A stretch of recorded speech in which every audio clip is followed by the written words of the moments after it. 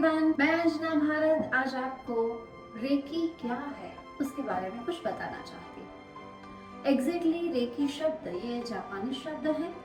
हमारी भाषा में उसको बोला जाता है प्राण शक्ति, चैतन्य शक्ति और कुंडलिनी शक्ति। ये तीनों शक्ति को कंबाइन में जापानीज भाषा में रेकी बोला जाता है। यहाँ रेकी की साधना को ढूंढने वाले जो व्यक्ति थे उनका नाम है डॉक्टर मिकाओ से, जो जापान की यूनिवर्सिटी में प्रोफेसर थे। उन्होंने रेकी को ढूंढ के पूरे विश्व को बहुत बड़े वरदान से भर दिया।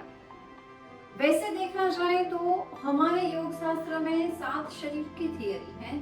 अमृतम research institute for recce and योग में ये लेवल की शक्तिपात दीक्षा दी जाती है कि जिसमें हमारे अनंत रूप, अनंत शरीर, अनंत नाड़ी और अनंत चक्रों का शुद्धिकरण होता है। वैसे हम देखते हैं कि हमारे अंदर की अशुद्धि इतने शरीर तक सीमित है, लेकिन अगर हम एनर्जी के लेवल पे देखने जाएं तो हमारे टोटल एक्सिस्टेंस को हमें शुद्ध करना होता है। हमारे जीवन में हम रेकी का उपयोग कहाँ कर सकते हैं? हम रेकी का उपयोग वो हर जगह पे कर सकते हैं जहाँ जहाँ हमें अच्छा चाहिए। मतलब अच्छा बच्चा चाहिए तो गिफ्टेड चाइल्ड चाहिए, तो उसके लिए ध्यान रखें गिफ्टेड चाइल्ड यूं रास्ते में नहीं पड़ा कि यूं आ जाएगा और आपने ले लिया। उसके लिए पति पत्नी को उस लेवल की पात्रता बनानी होती है, तब ऐसी आत्मा उसको माँ बाप के रूप में स्वीकार करती है। तो हमारे यहाँ गिफ्टेड चाइल्ड का भी कोर्स है। गिफ्टेड चाइल्ड कैसे पाया जाए, मतलब श्रेष्ठ आत्मा को बच्चे के रूप में पाना है, पति पत्नी की अच्छी रिदम सेट करनी है, पति पत्नी और फैमिली की अच्छी रिदम सेट करनी है, घर में सुख शांति लानी है, बिजनेस डेवलप करना है, करियर बनाना है, एजुकेशन में हमें अच्छे लेवल पे आगे बढ़ना है और सामाजिक लेवल पे हमें एक अच्छा रुतबा पाना है या हमें पूर्णत्व की ओर आगे जाना है। एक बात और रह गई, रेकी से आत्मा की सद्गति भी होती है। अगर कोई व्यक्ति रेकी सीखता है और वो ये संकल्प करता है कि मेरा जीवन पूर्णतः मोक्षगामी बन गया है और मेरी आत्मा परमात्मा में एकाकार हो गई है, तो रेकी वो रास्ते पे भी हमें बहुत अच्छे से ले जाती है। यानी कि रेकी जन्म के पहले से लेके मृत्यु के बाद तक के सफर में हमें सपोर्ट करती है। कोई भी जगह ले लो, हर जगह पे एक ही चीज हमें जरूरी है और वो क्या है, हमारे अंदर जितना शुद्ध प्राण ज्यादा होगा उतना सभी प्रकार का सुख हमको प्राप्त होगा। और ये सारे सुखों को प्राप्त करने के लिए जो शुद्ध ऊर्जा हमारे अंदर चाहिए, और वो शुद्ध ऊर्जा पाने के लिए रेकी से सरल और कोई साधना नहीं है। इसमें लेवल्स आते हैं, first level, second level, third level, और उसके आगे वो ही ऊर्जा को मैग्नीफाई करने के लिए क्रिस्टल का यूज होता है और ये क्रिस्टल के यूज से वही पावर को हम मैग्नीफाई कर सकते हैं। तो रे यानी विश्वव्यापी, की यानी जीवन शक्ति। विश्वव्यापी जीवन शक्ति यानी कि इंग्लिश में उसको बोला जाता है यूनिवर्सल लाइफ फोर्स एनर्जी। और ये यूनिवर्सल लाइफ फोर्स एनर्जी को हम साइंस की लैंग्वेज में बोलते हैं एलिमेंट्री एनर्जी। वही एनर्जी को स्पिरिचुअल साइंस में बोलते हैं कॉस्मिक रेस, और हमारी भारतीय योग शास्त्र उसको बोला जाता है प्राण शक्ति, चैतन्य शक्ति और कुंडलिनी शक्ति।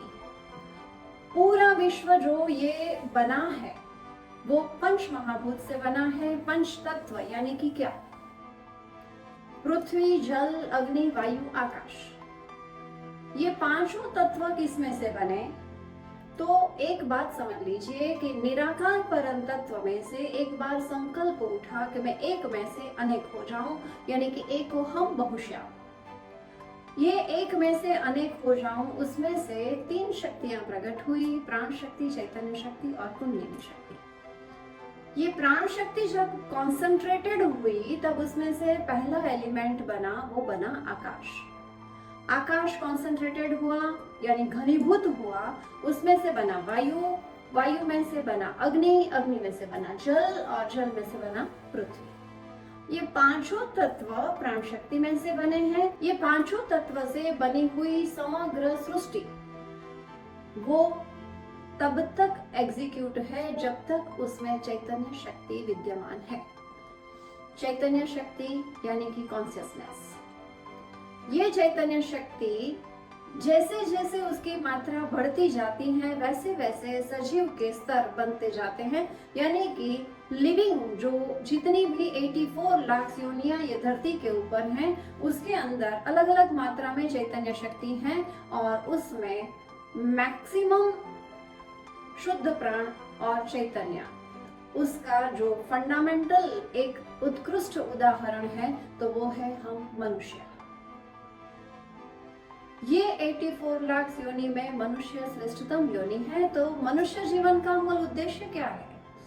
मनुष्य जीवन का फंडामेंटल जो गोल है वो ये है कि आत्म तत्व में जागृत होकर परमात्मा में एकाकार होना। लेकिन ऐसे ही तो कोई आत्म तत्व में जागृत नहीं होता है ना, क्योंकि हम सब ये देह में जब आए तब हम जीव भाव में दाखिल हो गए और जीव भाव के साथ जुड़े हैं काम, क्रोध, लोभ, मोह, मद, मत्सर और उससे भी बड़ा शत्रु है वो है डर। तो ये जो हमारे आंतरिक शत्रु उसको हम विवेक के साथ जागृत रख के जीव भाव में रहते हुए ही आत्म भाव की ओर गति करते हैं। तब ये विवेक के साथ के जो हमारे अंतर शत्रु जो बोले जाते हैं वो ही हमारी स्ट्रेंथ बन जाते हैं और वही हमें आत्म भाव में जागृत होने की ओर आगे ले जाते हैं। तो ये जो जागृति हमें अपने अंदर लानी है या हमें हमारी पूर्णता की ओर आगे जाना है तो उसके लिए हमारे अंदर जो भी ईश्वर ने हमारे लिए जो ऐश्वर्य लिखा हुआ है कि तुम्हें अपने जीवन में ये सुख पाना है, ये करना है, ये करना है, ये करना है, तो ये सब कुछ करने के लिए हमारे अंदर जो एनर्जी पर्याप्त मात्रा में हमें चाहिए तो उसके लिए बताई गई है अलग अलग साधना पद्धति।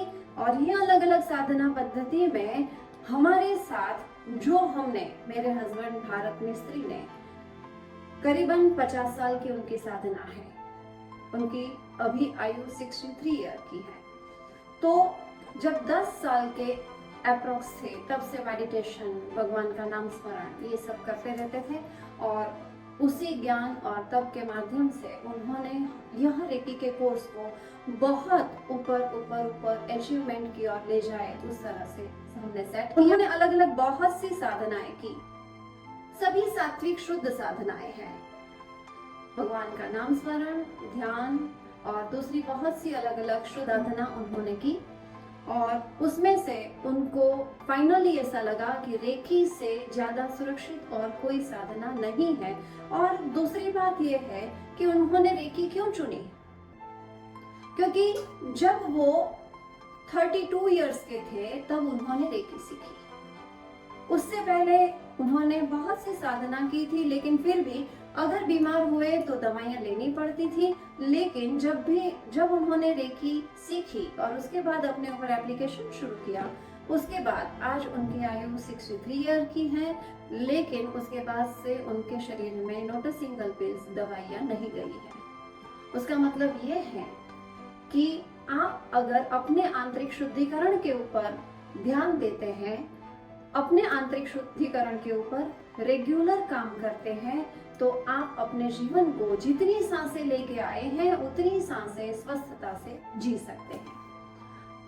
तो रेकी की साधना में है क्या? देखिए,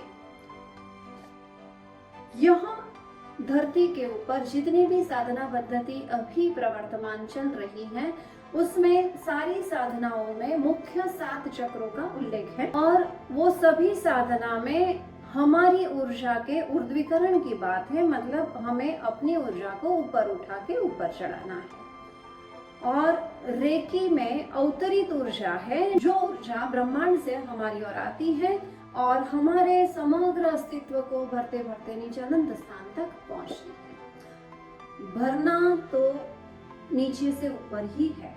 आप कोई भी खाली टंकी को ले लो, ऊपर से डालने वाला पाइपलाइन हो या नीचे से भरने वाली पाइपलाइन हो, भरना तो नीचे से ही ऊपर जाता है। तो आप अवतरित ऊर्जा यानी रेकी की साधना में ऊर्जा ऊपर से नीचे आती है, भरता नीचे से क्लेंजिंग होते होते होते ऊपर तक आता है। लेकिन रेकी का ये सेफेस्ट पार्ट ये है कि रेकी अवतरित ऊर्जा है, ब्रह्मांड से हमारे ऊपर आती है और हमारे सहस्त्रार चक्र के माध्यम से हमारे अंदर जब दाखिल होती है तब उसके मार्ग में सबसे पहले आता है आज्ञा चक्र। आज्ञा चक्र जो हमारे विचारों का केंद्र है, हमारे अंदर जो भाव उठते हैं वो भाव यहाँ से हमें समझ में आता है, आज्ञा चक्र में से हमारे अंदर समझ में आता है।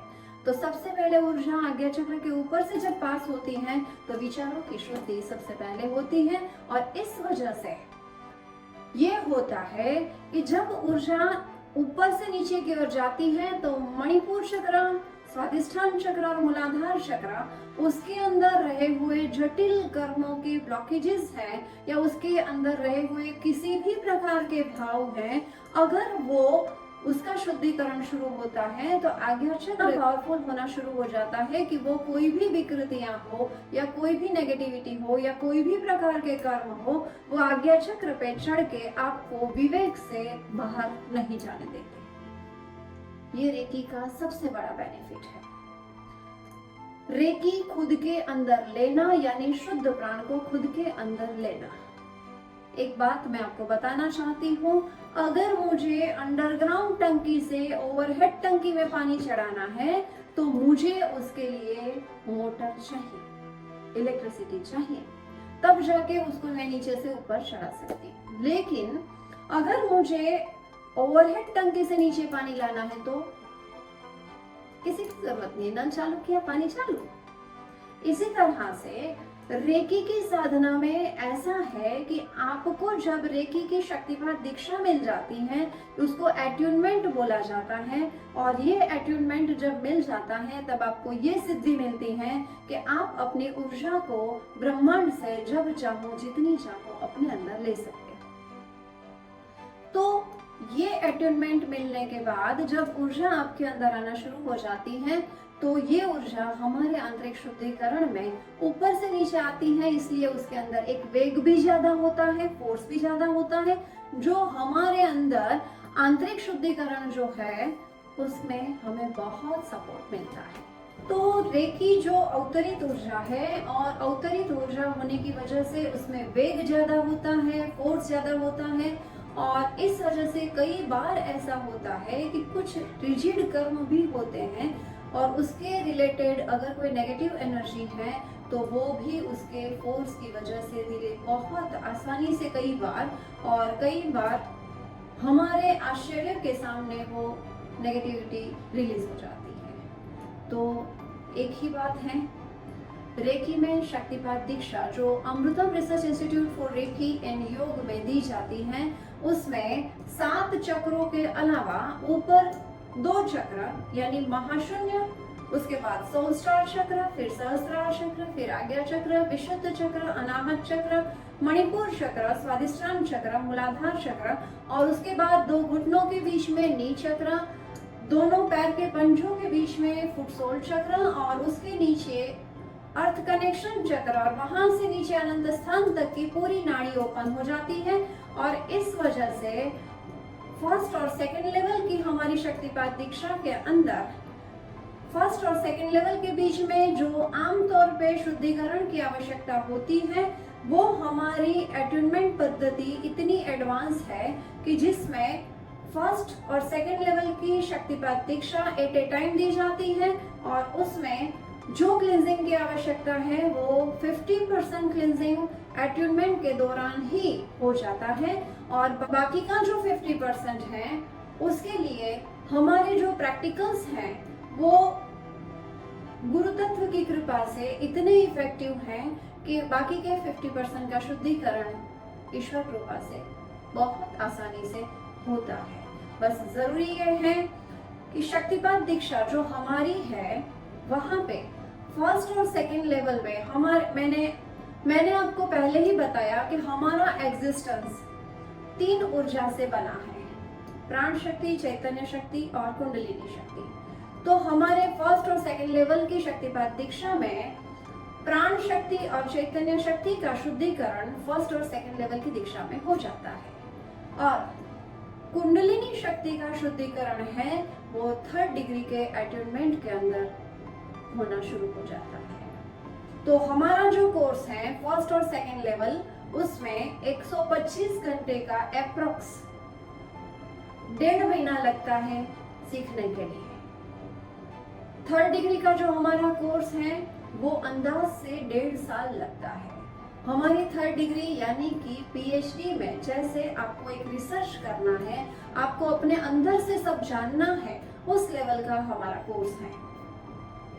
तो कई बार ऐसा होता है, हमारे यहाँ कुछ लोग ऐसे आते हैं जिनकी इंटरनल कंडीशन ऐसी है कि उसको तत्काल फर्स्ट सेकंड थर्ड डिग्री तक की दीक्षा की जरूरत है, क्योंकि उसको प्राण शक्ति, चैतन्य शक्ति और कुंडलिनी शक्ति के इस प्रकार के ब्लॉकेजेस और इस प्रकार की परिस्थिति हैं जो उसके जीवन को बहुत दुविधा या तकलीफ में डाल के रखी हुई है।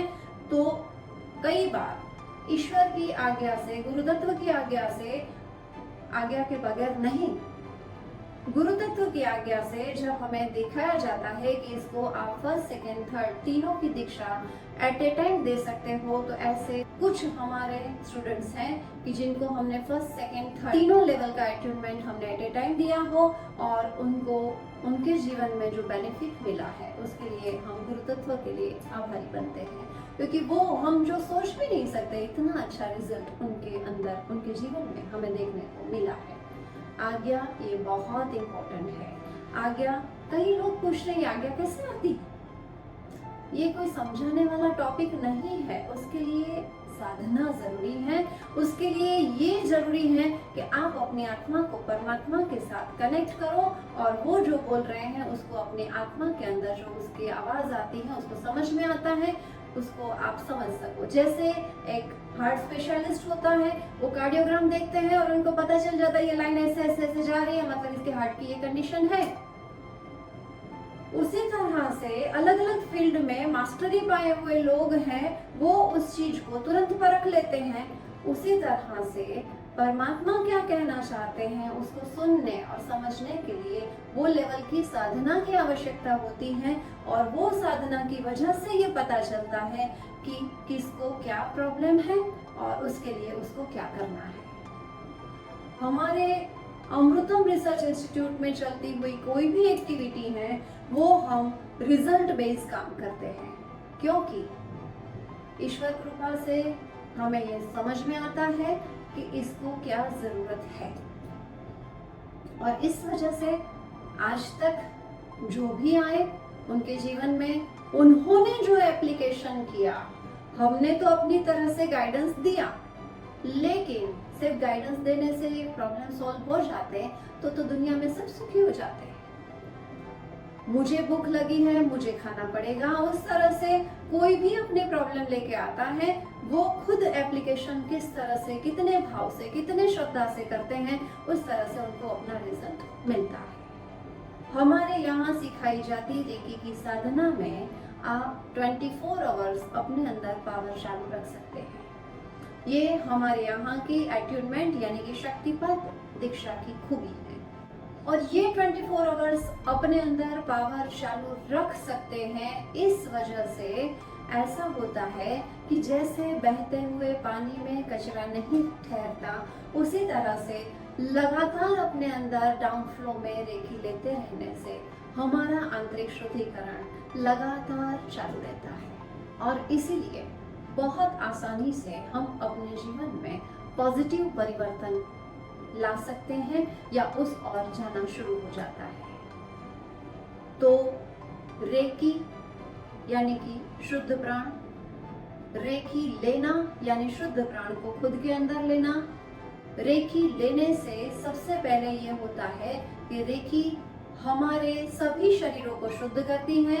हमारे कुल 7 शरीर हैं और वो 7 शरीरों में पहला स्थूल शरीर, दूसरा प्राण शरीर, तीसरा सूक्ष्म शरीर, चौथा कारण शरीर, 5वां महाकारण शरीर, 6ठा चैतन्य शरीर और 7वां विराट शरीर। तो रेकी अवतरित ऊर्जा है, तो सबसे पहले विराट शरीर में आती है, वहां से चैतन्य शरीर में आती है, वहां से महाकारण शरीर में आती है। तो महाकारण शरीर में हमारे जीवन के लिए परमात्मा ने तय की हुई ब्लूप्रिंट है, और उसके बाद वो ऊर्जा कारण शरीर में आती हैं और कारण शरीर में आते आते हमारे कारण शरीर में पूर्व जन्म के कर्म के भुगतान के डेटा है, तो उसको भी साफ करते करते हमारे मन तक पहुंचती हैं। अगर हमारा मन सही दिशा में चल रहा है तो कारण शरीर में से भी कोई भी प्रकार के अगर हमारे कर्म हमारी ओर आ रहे हैं और हमारे अंतर में विवेक में जागृति है, तो वो विवेक हमारे कोई भी पूर्व कर्म के भुगतान में हमारे अंदर किसी भी प्रकार के डाउनफॉल आए उस प्रकार से हमारी चेतना को डाउन नहीं जाने देता। और यही मन की शुद्धि यानी सूक्ष्म शरीर यानी हमारे मन और विचारों से बना हुआ शरीर जो तीसरा है, तो रेकी उसके बाद मन को शुद्ध करती है। मन जैसे जैसे शुद्ध होता है फिर प्राण शरीर में आती है और फिर स्थूल शरीर में आती है। तो इस तरह से हमारे सभी शरीरों का शुद्धिकरण लगातार डाउन फ्लो में रेकी लेने से होता ही रहता है। और इस वजह से हमारा जीवन धीरे धीरे, जैसे एक घर के अंदर हर रोज झाड़ू पोछा क्लेंजिंग होता है ना, तो वो घर बहुत शुद्ध रहता है। उसी तरह से हमारे अंदर लगातार शुद्ध प्राण का फ्लो बहता रहता है, तो हमारा ये शरीर जो आत्मा के रहने का घर है वो बहुत शुद्ध रहता है। एक बात ध्यान रखिएगा, रेकी जापानी शब्द है। रेकी मतलब शुद्ध प्राण, उसके लिए कोई अलग अलग शब्दों की आवश्यकता नहीं है। ये ऊर्जा का वो स्रोत है जो ब्रह्मांड में पूरे विश्व का संचालन करता है। पूरा विश्व इससे बना है, हम भी उसी में से बने हैं। तो अपने अंदर यानी खुद के अंदर रेकी लेना और खुद को स्वस्थ रखना और अपने जीवन को पूर्णता की ओर ले जाना, यही रेकी का मूल उद्देश्य है। और एक बात ध्यान रखिएगा, हम जो टॉपिक पे बात कर रहे थे तो बीच में छूट गया, क्या था? आत्मा को परमात्मा में एकाकार करना, यही रेकी का मूल उद्देश्य है। लेकिन याद रखिएगा कि जब ये शरीर हम धारण करते हैं तब पूर्ण ऐश्वर्य को प्राप्त करना ये हर धरती के ऊपर आने वाले जीव का अधिकार है। और ये अधिकार को पाने के लिए ही जीवन के हमारे उद्देश्य हैं। जिस कार्य के लिए हमें इस धरती के ऊपर भेजे हैं वो कार्य हम पूर्ण निष्ठा से, प्यार से, दिल से निभाते हुए आगे जी रहे हैं, तो यही हमारा जीवन साधना बन जाता है। साधना मतलब ऐसा नहीं है कि आप आंख बंद करके बैठो और करो, वही साधना।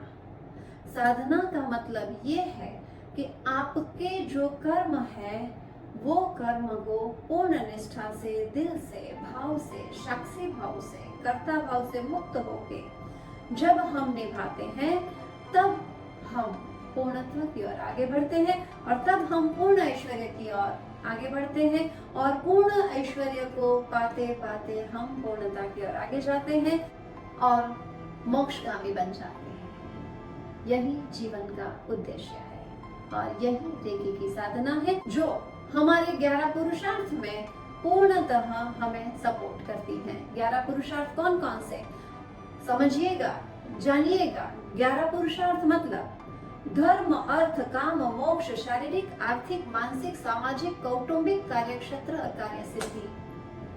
ये 11 पुरुषार्थ को बैलेंस रखने के लिए जो हम जीते हैं उसमें वो ऊर्जा खर्च होती है, वो पुरुषार्थ में ऊर्जा खर्च होती है। और वो पुरुषार्थ, जैसे एक यंग पर्सन है, उसको करियर बनाना है, रुपए कमाने हैं, अच्छा घर चलाना है, सब कुछ अच्छा करना है और बहुत तीव्रता से उसके पीछे लग जाता है और उसके पास कोई ऐसी साधना का बेस नहीं है। हाँ, पूर्व का कुछ पुण्याय है और वो उस वजह से थोड़ा सक्सेस उसको मिलती जा रही है। तो उसको लगता है कि बस जीवन में बस इतना ही काफी है। ध्यान रखिएगा, कोई भी जगह से, एक जगह से दूसरी जगह हमें बाई रोड जाना है तो उसमें जितना पेट्रोल होगा उतनी ही गाड़ी जाएगी। पेट्रोल खत्म, गाड़ी रिजर्व में, वहीं पे स्ट्रगल शुरू हो जाती है। ये जीवन है, उसमें हमारे जीवन को हम किस तरह से जी रहे हैं, परमात्मा के बनाए हुए नियमों के अधीन जब हम अच्छे से अपने जीवन को बैलेंस रख के जब जीते हैं तब हमारे हर एक पुरुषार्थ में बैलेंस ऊर्जा रहती है और हमारा जीवन बैलेंस होता है। एक बात ध्यान रखिएगा, अगर पैसे कमाने में बहुत तीव्रता से अपनी एनर्जी को लगाया तो अर्थ और आर्थिक में जितनी ऊर्जा होगी उतना ही वो जाएगा, और उसके बावजूद भी हमने अगर ज्यादा एफर्ट्स लगाए तो वो दूसरे पुरुषार्थ में से ऊर्जा खींच के उसमें जाना शुरू हो जाती है। वो हो सकता है कौटुंबिक में से गई, हो सकता है शारीरिक में से गई, हो सकता है मानसिक में से ऊर्जा खींच के गई। तो अचीव तो कर लिया, रुपए भी कमा लिए, सब कुछ हो गया, लेकिन अब पैसे आ जाने के बाद अभी हमारा स्वास्थ्य वैसा नहीं है जो हमें उसको भोगने के लिए शारीरिक मानसिक स्वास्थ्य चाहिए। हो सकता है हमारा फैमिली सपोर्ट नहीं है जो हमें चाहिए, हो सकता है हमारे कर्म उस प्रकार से नहीं है जो और पुरुषार्थ को बैलेंस रख सके। तो हमेशा जीवन को बैलेंस होके जीना है, और ये रेकी में बहुत सरलता से होता है, क्योंकि रेकी सबसे पहले मन को शुद्ध करती है, और मन जैसे जैसे शुद्ध होता है वैसे वैसे विवेक में जागृति होती है, और जैसे जैसे विवेक जागृत होता है, अरे क्या बोलूं, विराट तक जागृत होना शुरू हो जाता है। यही रेकी की साधना। तो आइए जुड़ जाइए रेकी की वो साधना में जो हमें पूर्णत्व की ओर ले जाती है। धन्यवाद।